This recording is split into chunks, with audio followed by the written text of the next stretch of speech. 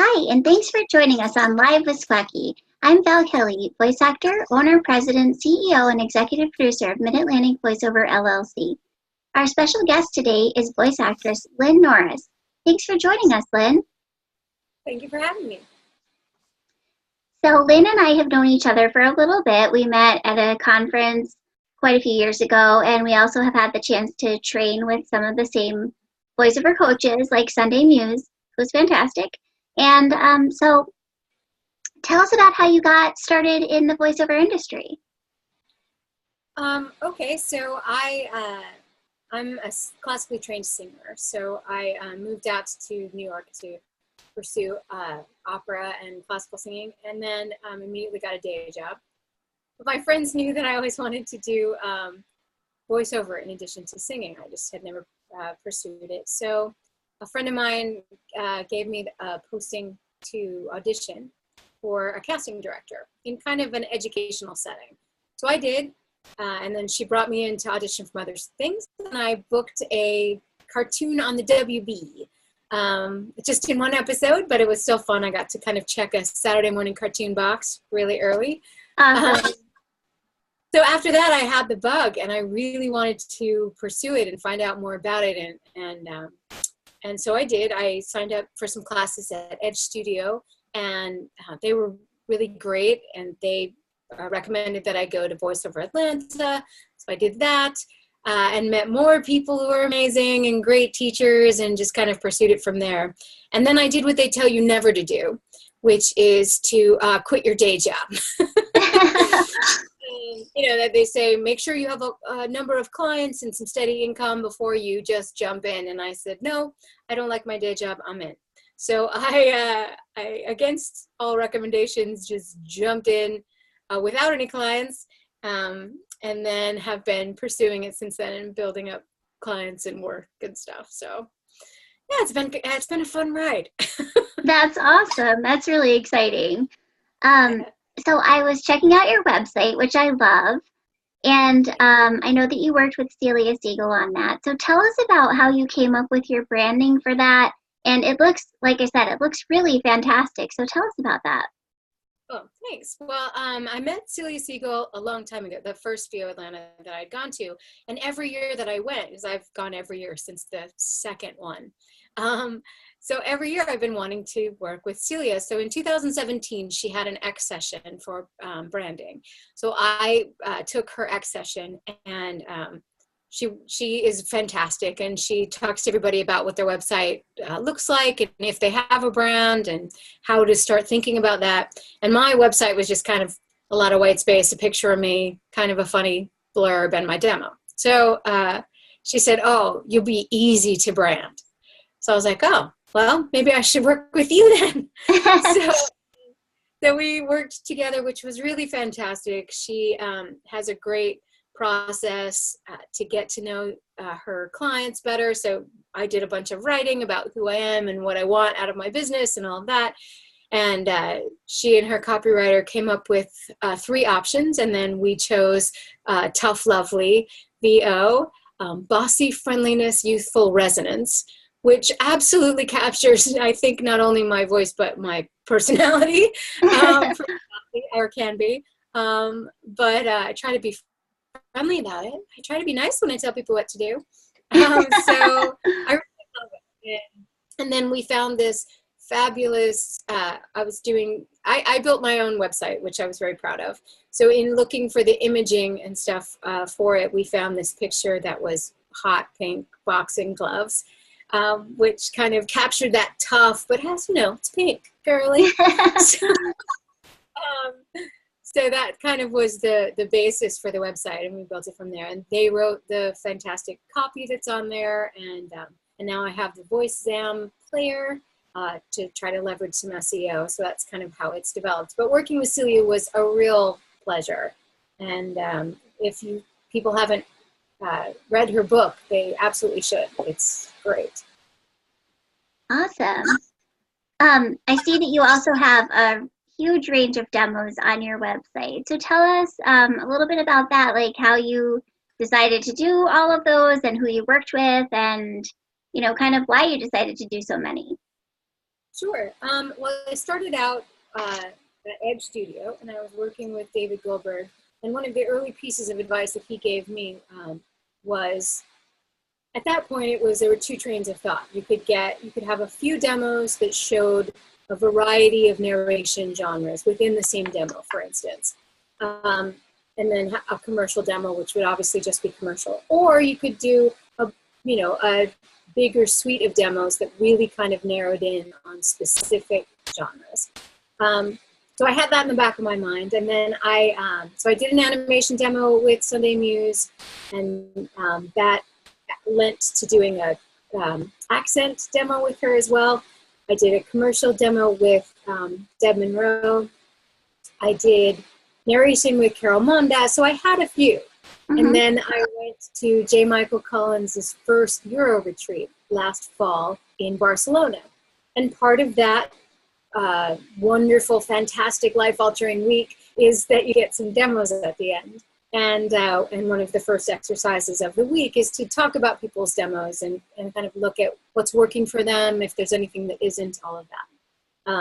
So we went through mine, and they needed some work. I had done them a few years ago, and where I am now wasn't being represented as well. So, but as the week went on, and I took all these classes, e-learning and explainer video, corporate narration, and then some gaming with Hugh Edwards and promo with Joe Cipriano and imaging with AJ McKay. So I was like, okay, I want to do more. Just the ones that I'm getting. So we ended up doing 5, and then, no, 6. And then this year I decided that I wanted a pharmaceutical commercial demo and a political commercial demo. So we've done those as well. So yeah, my friends told me that I'm a hoarder. Like I'm maybe just a little bit. It's okay. Just a tiny bit. Yeah. To making demos. And then I made a real estate demo. Mark Scott had sent me an audition for a real estate job that, do like a virtual tour type of thing. Mm-hmm. And I just didn't have any, they were looking for real estate specific examples. And I didn't have that. So Edge Studio also has a service where if you record most of your own demo, then they'll produce it, like put the music behind it and all the stuff that awesome. I don't do that part well. Right. So I did that one as well. And now I need to just calm down for a minute. Yeah, definitely. Just a little bit. Yeah, that's really cool though. So do you think that doing all of those demos was worth it? I mean, is it booking you work? Yes, I think that it's definitely worth it. It's allowed me to be able to focus my marketing so that people don't hear stuff that they don't care to hear. Yeah. I'm excited. It hasn't led to bookings yet, but it will. I'm positive. With the political demo, because now, not that we have stopped having a political season ever now, but, as things heat up towards the next midterm elections and then the next presidential, I think there'll be a lot of opportunity. And having this very specific political demo, some of the advice that I got was that buyers of political stuff want to hear political stuff. Yes, you can send a commercial demo, but if you can show them already what a political spot was, then they don't have to think about it. They just know what you sound like. Yeah. And they're in a huge hurry to get stuff done. So I'm excited about the potential for my political demo. Yeah. I think it's worth it. Sure.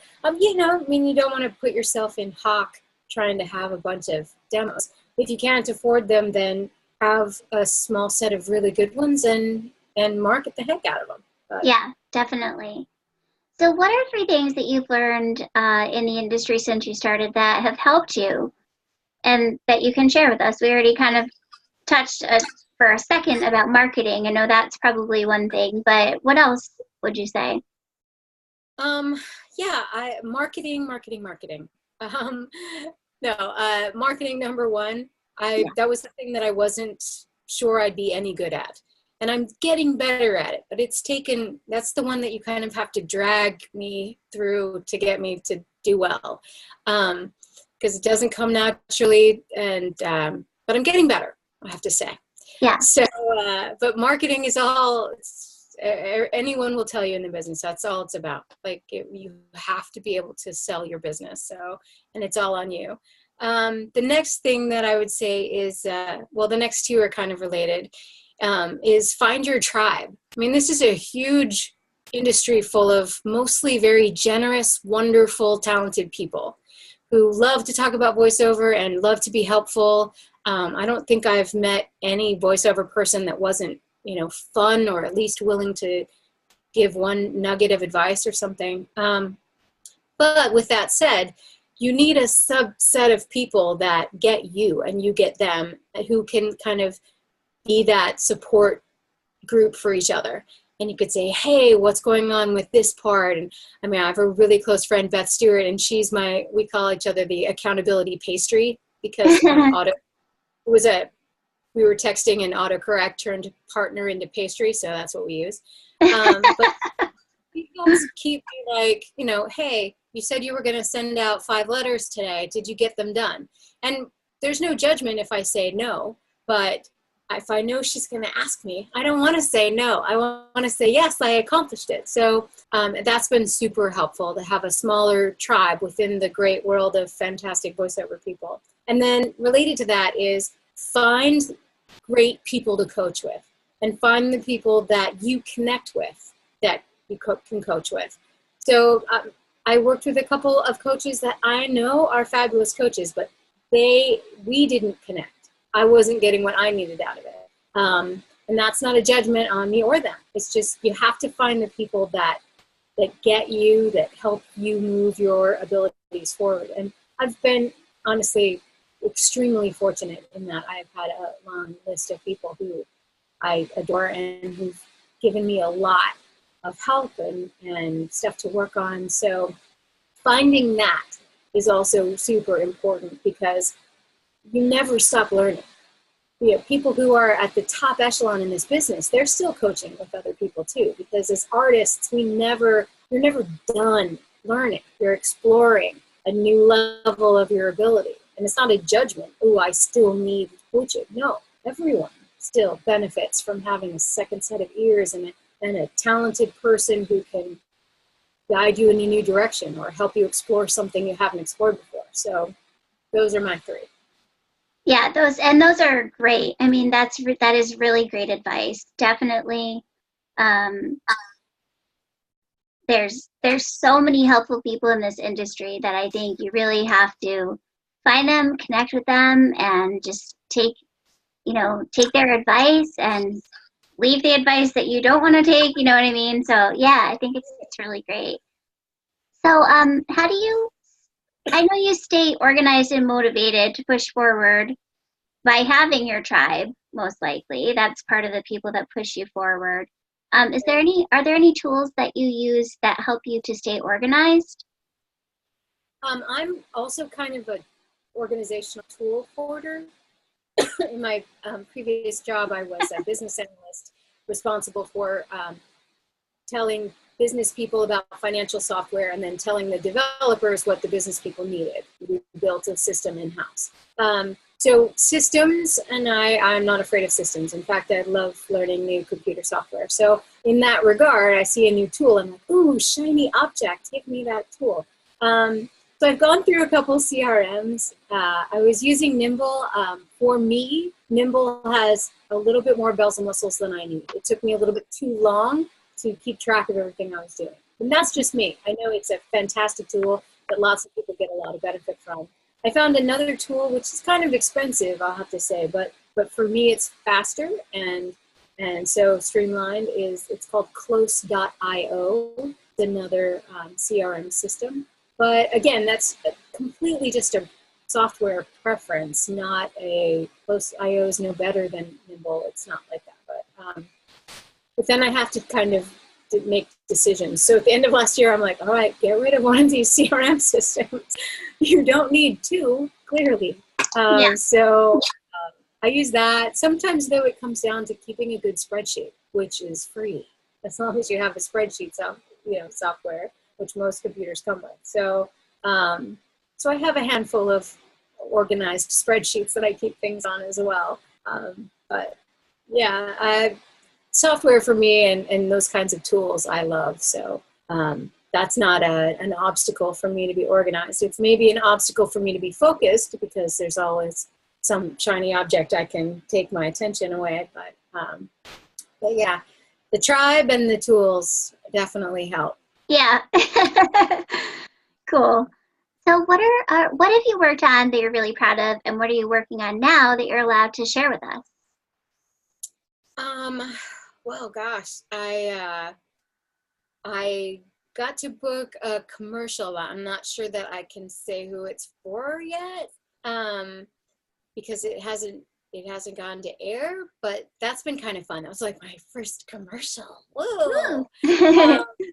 And I don't know, maybe I'm just being silly and I could trumpet it from the rooftops, but erring on the side of caution.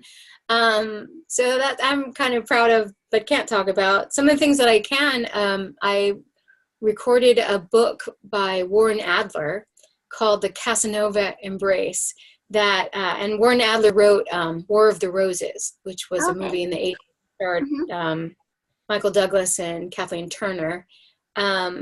So it's, it's an adult romance type of novel, but it was really fun to do. And so that comes out soon. I'm pretty proud of that. It has, the main character is Chilean and one of his paramours is French. So I got to spend a lot of time switching back and forth in conversation between a French accent and a Chilean accent. Oh my gosh. So that took a little bit of, I got to work with PJ Oakland, who is a fantastic audiobook narrator in his own right, but also a dialect coach. And so I took the book to him and mostly just as a good reason to get to work with this guy that he's on my wish list of people to work with. That we focused in on how to make those switches. And one of his best pieces of advice was, you can always stop. But, if you need to say a sentence, if you need a minute to set the accent and then say that sentence, you can, because you're recording it. So it's really fine. Yeah. Which took the pressure off of having this rapid fire. It wasn't a live performance. So, but then I also work with Eliza Jane Schneider a bunch. And so, although she and I haven't done Chilean, we've certainly done French. So that accent, I'm proud of those pieces of work. Cool. That's really cool. So, let's see. Where would you like to see your voiceover career in like a year? If you had to set some goals for yourself. Right. Well, I would like to work more consistently. I think right now it's a little bit feast or famine. So while I usually have at least, one thing, either a book or some other iron in the fire, I would like to have it be a little more consistent in the next year. That's the goal of doing more marketing and just getting my information out there more. But I kind of love every genre, so I wouldn't do movie trailers. I don't know that I have that type of voice, but also that stylistic stuff. The promo, I haven't done much of that. But I'd love to do a game, more animation, e-learning, corporate, all those things. So I don't know that I have like a specific genre goal other than I just want to work more.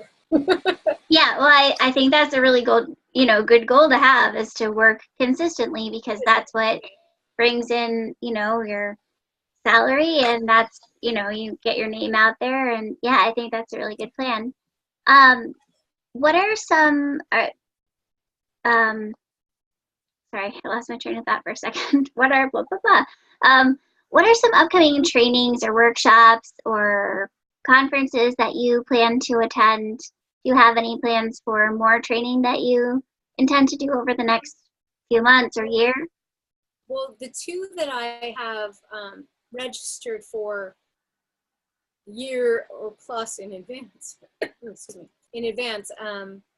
So every year at VO Atlanta, I usually sign up for the next year at VO Atlanta. So I do that. Mm-hmm. In part because he usually offers a short-term discount. And if I know that I want to go again, it makes sense to take advantage of it. Yeah. But Beth and I are both going to attend Bob Bergen's animation cruise. It's Bob Bergen and Mary Lynn Wisner. I don't know if there's some other teachers, but it's a cruise from LA to Mexico, a few days, and full of cruising, but also education and working with Bob. You probably remember he was the keynote speaker. I think we met in his X session, didn't we? At VO Atlanta. And so he's fantastic, of course. So I'm super excited about that. But we had to sign up for that last year, and it hasn't happened until January of 2019. Oh, wow. Okay. Yeah. So far, those are the only two things. I have a wish list of a lot more of them, but I set myself a goal that I needed to pre-earn those tickets, to be able to go, that I didn't want to put it on a credit card and then pay it off with jobs. I wanted to have a job that covered the whole amount. Right. So in order to be able to go, and it also kind of dangles that carrot out in front of me.